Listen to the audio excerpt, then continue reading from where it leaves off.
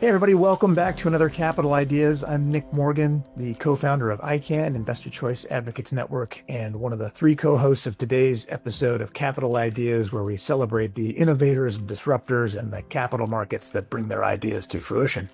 I'm Mark Hiraide, Senior Legal Counsel and Policy Advisor to ICAN. And I'm Dara Albright. I am a co-host of Capital Ideas and a proud board member of ICAN and have the hat to prove it. Please join us in welcoming Woodie Neiss back to Capital Ideas podcast. Woodie is a recognized investment crowdfunding expert who has been providing investment crowdfund industry data since the industry's inception. Among other things, also helped actually in the whole origination of the Jobs Act, if you will.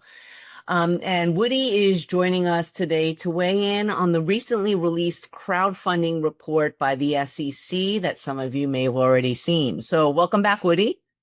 Thank you. It's great to be here. It's great to see you guys. I mean, I feel like we've known each other for a decade plus now, so it's always fun to hang out. Exactly. And so let's jump right in. I mean, it seems like everyone has been pretty impressed by the SEC's numbers. And that is until your report came out and your response.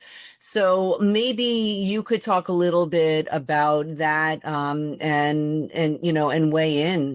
Did the SEC get it right? Did they get it wrong? Let's hear your take. I mean, first and foremost, let's, thank the SEC for coming out with a report that sheds light on what's happening in the private capital markets, particularly when it comes to investment crowdfunding. They didn't have to do it, so I really sincerely do appreciate the fact that the team at Dara took the time to go through the data that they have and analyze that and come up with some numbers that show positive signals.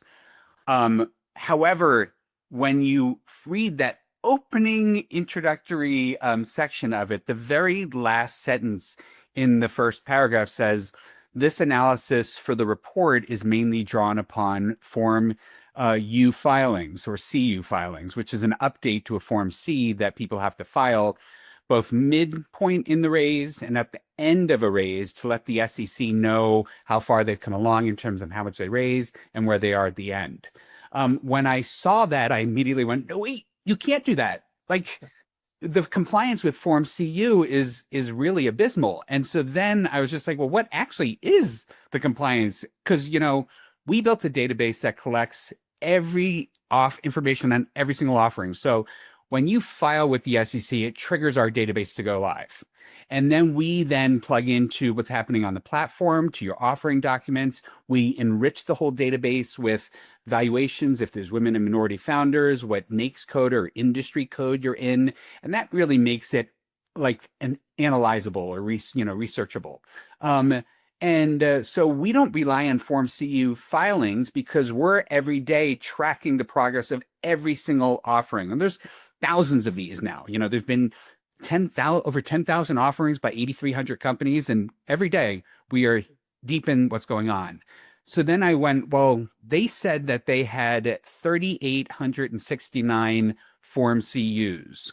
And I was like, well, our database shows that we have 6,564 offerings that have closed as of December 31st, 2024, that were successful. So hit their funding target. So they're missing 41% of all the data from successful offerings. And I was just like, okay, so that's just not good in itself because you're writing in a whole report on a partial data set that you have. And then the other thing that stood out to me is they said, of the 3,900 companies that we've tracked in the Form CUs, they have reported at $1.3 billion in capital raise. And I was just like, yeah, that's totally off too.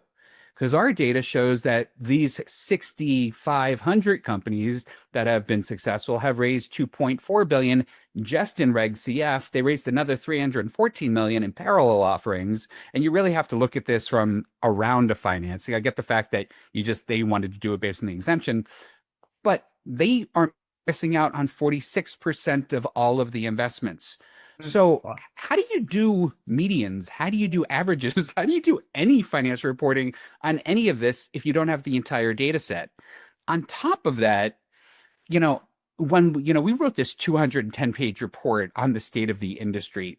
And I don't, you guys remember when the industry started, there wasn't much activity. Like our first report in 2017, the first full year of it was 8 pages long. We're almost, a decade into it now. This past report was 210 pages long. And you have to look at it by the type of companies that are raising money. You can't just look at it by the entire data set. You've got companies that are raising debt that are very different from equity type of companies, okay? These debt issuers are Main Street type businesses. They're raising much smaller amounts of capital for much smaller needs, and the equity ones have much bigger aspirations. You have to look at them from companies that are startups, less than 3 year old, versus those that are established. Because if you're less than 3 years old, you're not going to qualify for bank financing, that's for sure. And so you need to look at it from that lens. And then you have to look at it from, companies that are post-revenue versus those that are pre-revenue. And you have to analyze everything based on, I get the fact that they tried to do a report that just shows you what the data that they have is. But what do we want to know? We want to know what sentiment is. We want to know issuer sentiment. Is it rising? Is it falling? I'll tell you right now, it's pulled back. Issuers are trying to figure out, what do I need to do in this macroeconomic geopolitical climate where tariffs are a big thing? We don't know which way interest rates are going. People don't know if they should be borrowing money, if they should be asking investors for capital. So we've seen a pullback in that. So you've got issuer sentiment, you've got investor sentiment. That's another key driver. You can't see that in anything that's reported on PitchBook or Crunchbase or in these SEC filings, because it's reported, if it's reported, at the end of the filing. With our data set, because you see everyday transactions that are happening in every single one of these offerings, at the offering level, we can tell you the velocity of capital that's happening. At the geographic level, we can tell you where capital is going in the country, because this is supposed to democratize access to capital. Well, it is. I mean, this has happened in 2,300 cities across the United States. That's the type of granular information that I think needs to get out there in the marketplace. The SEC did a great job of putting these beautiful maps of the United States with, the states that have the most capital. And it's right, because, they captured where the capital seems to be going, but it's not 100% accurate.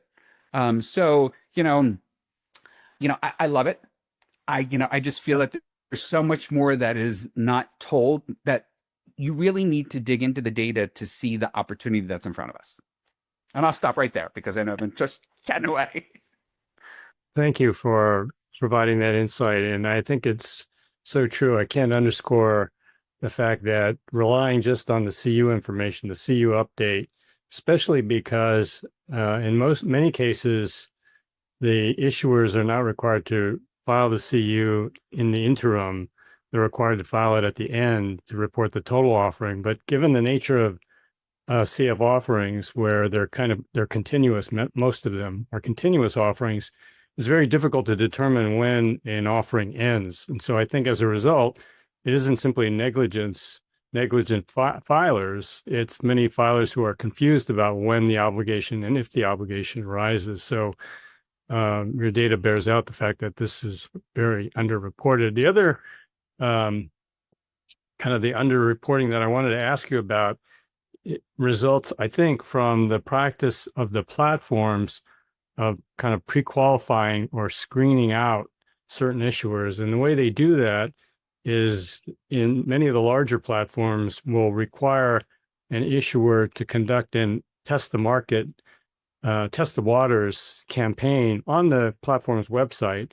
Mm-hmm. And unless the test the waters campaign generates a certain threshold level of dollars, say $60,000, with investors providing credit cards, then the offering is not allowed to go forward. And so you, as a result, have many issuers who maybe had given more time would have been able to raise a lot more money, but certainly issuers that are interested in conducting crowdfunding offerings. Yeah, I mean, and let's talk about this, because I think this is an interesting topic. The whole point of Test the Waters, it solves a couple different problems. For the platforms, they want, success because they get paid based on fees, success fees. For the issuers, though, it lets them understand what they need to do to be more successful at their offering.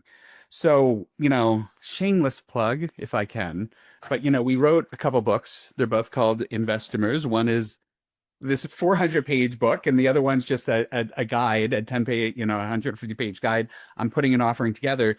If you were to read this, it's a one-day read, you would know that you cannot put an offering together until you've got your crowd situated. Like, that's the key thing about this is, and this is, we talked about this at the very beginning.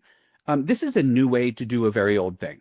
Okay. Crowdfunding is just technology applied to really friends and family community-based financing. Okay. Before you did it with your friends, you did it behind closed doors. Now we're doing it online in this way in which we're raising money from people that are part of our social networks, part of our businesses. That's why I call them investors. And you have to get that crowd activated before you can actually go out and raise money. You have to let them know that they already have to know what you do, the problem that you solve, why it's so great, why you're so great, why your team's so amazing. But after that, you have to then sell them on the fact that this is where we want to take this company. This is the exit potential we think there is in this company. And this is why we'd love for you to be part of this. And they need to sell them on that before these offerings go live, because this is not a fishing expedition. The data that we have just proves over and over again, if you throw a net out there into a pond and you have not, built your crowd before you put this offering together, you will not hit your funding target. There's just people, think about it this way. We are living in an attention deficit disorder society. Like we don't have time to do anything because we're all busy doing what's in front of us. Nobody is sitting there opening up the computer going, I think I'll look to invest in a startup today. It just doesn't work that way. These are people that are, friends of the companies that are raising money, and they're going out there and investing in them. So you have to have that network. And, we did early on, we did research on the relationship of the investors to the entrepreneur. And we wanted to study, is it the first, second, or third degree connectivity, and what percent falls in those categories? And what we found is 80% of the people that invest in the round have a first degree connectivity to the entrepreneur. So if you're doing a test the waters campaign and you don't have a big enough community, you're never going to hit this, magical number. I think, and I'll put a caveat in here. We're at inning 2 of this industry. It's going to be here forever. It's transforming the way early stage capital is happening. There will be evolutions in this industry that we've already seen. We're trying to bring research and analysis to the marketplace. King's Crowd does it as well. I think what we both are doing is helping people understand what the data is. And I think that will evolve the type of rounds that happen. And when you've got people that are doing this marketing for these offerings out there, we call them influvestors. So, if you think about an influencer on TikTok that's marketing the viral Dubai chocolate, which we all have to try, sold me on it. I got it. I didn't think it was that great. But you're going to see these customers that are investors in these businesses, and these businesses are going to say to them, hey guys, I need you to go out on social media now. I need you to be sending the message to your community as to why you invested in us, who we are, the problem that we solve, why you think we're so great, why you think this is such a great investment. You have to be transparent that, you're not getting paid. You actually own equity in the company, and that's your payout's going to be down the road. But these influvestors are going to influence the people that are coming in. That part of the marketplace is just starting right now. So Mark, the test the waters thing leads to a lot of failures, I think, because people think this is a fishing expedition. The evolution of this to what I'm saying right now is I think it will change where it'll be more of a fishing expedition because influencers will be driving who comes in and invests in these companies.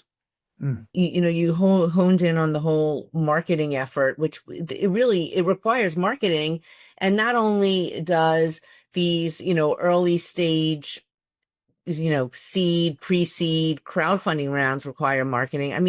The entire Wall Street, if you look at the whole, I've actually studied the whole evolution of marketing deals on Wall Street.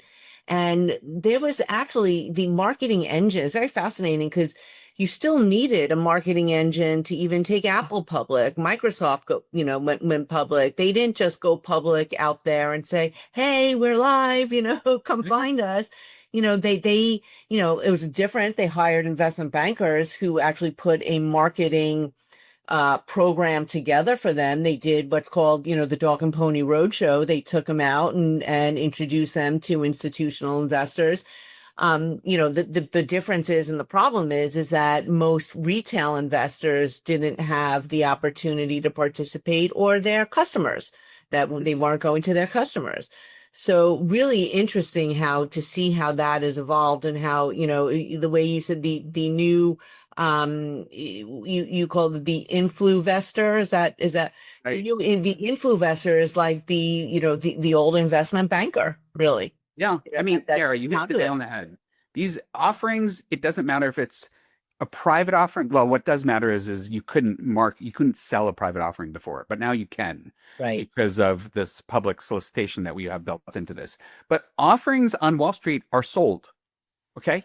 Yeah. That's what investment bankers do. Right. They sell offerings. That's what broker dealers do. And so that part of it, the industry did not know that that was going to be part of it per se. Maybe people that were really informed about Wall Street, like you, understood, like, when this gets to where it needs to be, people are going to have to work on selling these offerings. But we're at that point now.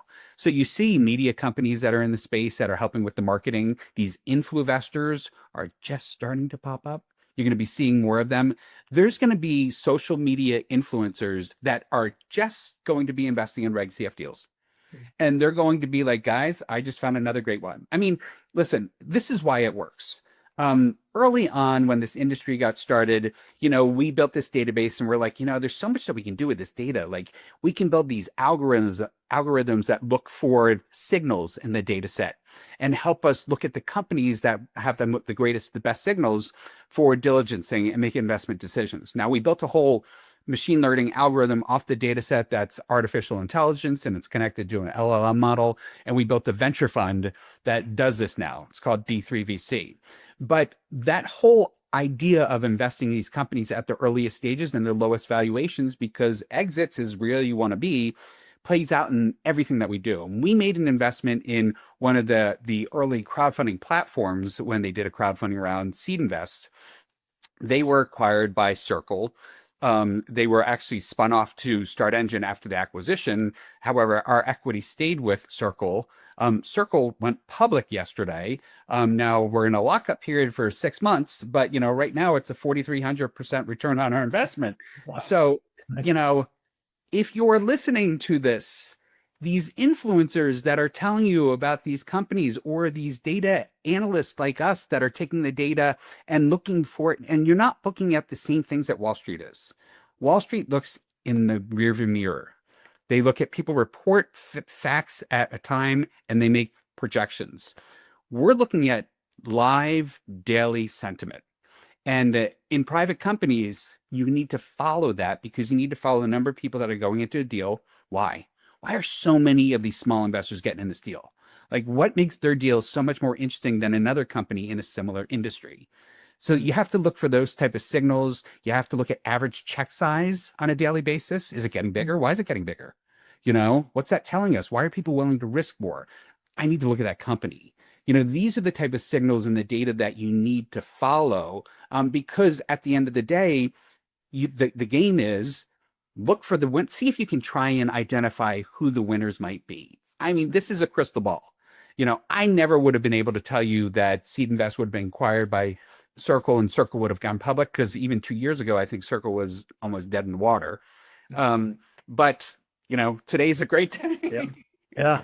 Do you look at how many people are, let's say, investing with credit cards? How many people are investing using retirement dollars? Like, do you get into that level of depth? No, so we purposely avoid any PII, personal identifying information, because that puts us in a different regulatory bucket, and we don't want to. We don't want to know that stuff. Yeah. Like, I get the fact that platforms have that information and they know that, and I think that's great. We did a whole study with the platforms in not this report, but the one before, where we looked at the breakdown of age in investing crowdfunding. And it was fascinating to see on different platforms, like Republic's got a much lower age bracket for their investors. WeFunder had a much higher age bracket, and Start Engine was sort of in the middle. So, by working with the platforms, we're able to do stuff like that. But I don't want to know anything about who's, doing what with, where we can identify who they are. Sure. What I think the idea that crowdfunding offerings you can track crowdfunding offerings, the success of them or the prospective success of them based on the buzz, so to speak, in social media. Do you track any of the kind of hits or social media activity of ongoing crowdfunding offerings? In the beginning, when we got the data set up and running, we did. But it's just gotten, there are thousands, right now there's 400 active offerings. And we just haven't built that, LLM to actually go out and do that.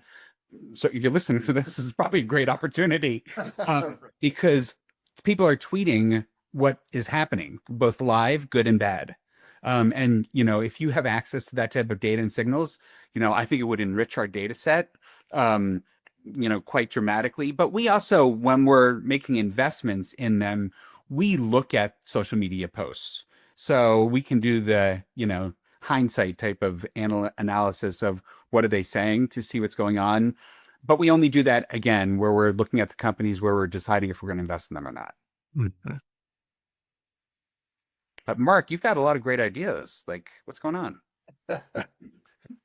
Well, there are questions that entrepreneurs that I work with ask all the time. I think, you make a very valid point that investors typically don't go perusing crowdfunding sites to look for an investment. The most successful crowdfunding offerings, I think, are those with, as you say, where the company has a following or a consumer company that has a large consumer base. I'm curious, do you do any kind of analytics on the success based on the early stage of the raise? In other words, those companies that are successful in attracting that built-in, so to speak, built-in user base might be more successful at the end in raising the aggregate dollars. Yeah, so we did research on this early on, and you've seen research come out of Harvard and Stanford on this as well that's come up with the same results, which is the people that capture, I can't remember what it is, but at least 30% of their offering within the first week that it goes live will hit 100% of their target. Now, I had this chart, I can't pull it up right now because I'd have to find it, but it shows that there's this general curve for these crowdfunding offerings that shows that in the beginning, it's this steep curve, and then it sort of plateaus but goes up. You need to have that sort of initial crowd come in right off the bat, because the logic of it goes back to human interaction. Nobody, if you go back to 7th grade when we all went to dances, nobody wanted to be the first one on the dance floor. Okay. If you've ever raised money, even before Regulation Crowdfunding, I remember, my gosh, when we were raising money for FlavorX, I was talking to all of these angels and VCs, anyone I could talk to. And I was like, well, who else has written a check? And I'm like, well, no one yet. And until I got someone to write a check, I couldn't get other people to write a check because no one wants to be the first one in the dance floor. That logic applies here. The people that are looking at these deals look at the deal to see, it's interesting, but then they look, well, how many people are in and how much money has been raised? I think the platforms that do not disclose publicly the number of checks that are investors in a deal have lower performance than the ones that do. Because you really want to highlight the number, like you've got more than 1,000 people in a deal, front and center, like 1,000 people love this, right. I want to be one of those. I want to be 1,001. It's a psychology. Humans have human interaction. And whether we're investing on Wall Street through traditional methods or doing it through private capital markets, you have to use human behavior as a way to engage and interact. And, these issuers need to do it with their investors.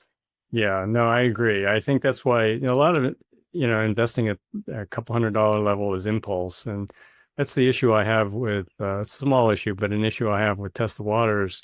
Offerings go stale after, Yeah. a while. And with Test the Waters, you can't conduct the offering until you actually launch your CF and file your disclosure document with the SEC. So Yeah, and I'm in Rigdom. Mark, there was a study that was done on Kickstarter before investment crowdfunding came about, and they talked, there's all these academics, and I was just like, oh, this is fascinating. And they talked about how a deal goes live and it comes up here and then it goes down like this, and at the end there's a big bump. That's not the same in investment crowdfunding.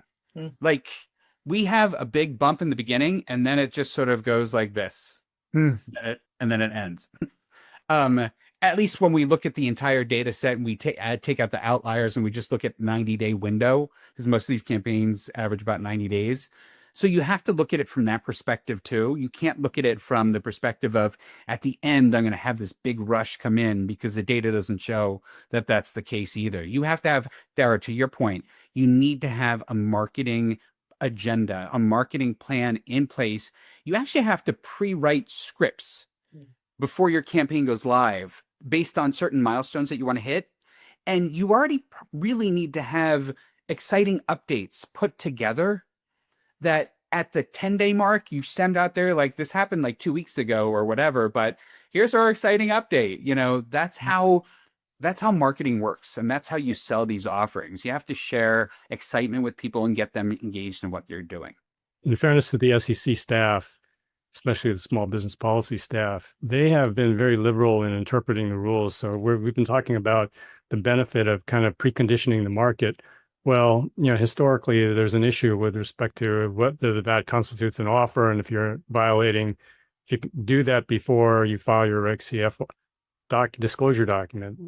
Similarly, if you're, the way the statute was originally drafted, I think it was contemplated that all the communications take place on the platform itself, not so much in social media. But to the staff's credit, I think they've allowed some of these, they've worked with issuers, worked with counsel, and allowed some of these kind of what might otherwise be thorny issues to get by. Yeah. And it's interesting because I was a huge fan. So, when I worked on the whole legislation, sat in the senators and Congress people's offices, and talked about, debated pros and cons of things. And I remember we were talking about the central channel of communication as a key part for transparency in these offerings. And we really wanted people to ask their questions on the platforms because the community would benefit from those answers. And I do think that's happening. I don't think enough people, and this is, I could be totally wrong, but if you are watching this, I would tell you, if you're looking at these offerings, look at the offering. If you don't know the company and the entrepreneur itself, immediately go down to the comment discussion section. You will find that there are people that are doctors and experts in the field where these companies are raising money that are asking very interesting questions that you as a layperson probably would not know the answer to, but would love to know what the company has the answer to that question. So I would tell you to read that communication channel because it will inform your decision. Clearly, we look at that when we're making our investment decision from D3VC because we're domain experts in investment crowdfunding. I had my own exit from Flavor X, but I can't tell you with, some cancer treatment is going to be successful, but there's a lot of doctors in that comment field that are talking about their experiences with it and why it will be, but this is a challenge that they found and how are they going to overcome that? And I like reading it and I was like, oh, this is fascinating. It's totally fascinating. They probably know more than even the analysts. Yeah, and I think in that regard, it's important to point out that, as accommodating as the SEC staff has been, when it comes to fraud, there's no way that they would allow that to get by. And the incidence of fraud, is very small on Reg crowdfunding offerings, and partly because it was designed to provide this kind of transparency and disclosure that Sherwood you're describing. Yeah, I mean, listen, if you look and study fraud, okay, the people that commit fraud are looking for quick way to take advantage of people where they're not going to be discovered. Okay, I'm sure there's plenty of other things, but let's just focus on those things. Okay, Reg CF is not quick. Okay, you need to hit a minimum funding target. You need to wait for the close. People can change their mind. So there's no get rich, get money quick scheme. You have to do all of these disclosures. You have to go through a fraud and background check as an entrepreneur. So if you're a bad actor, you're not going to get into the investment crowdfunding world to begin with. And then who wants to spend all that time putting all of this documents and disclosures and going through the CPA review just to commit fraud? Like, no. Go online, send a text message, do it the easy way. But that's exactly why there's no fraud in investment crowdfunding, because it's a lot of work. Well, maybe we leave it there on the note of transparency, the importance of data, and bring it back full circle.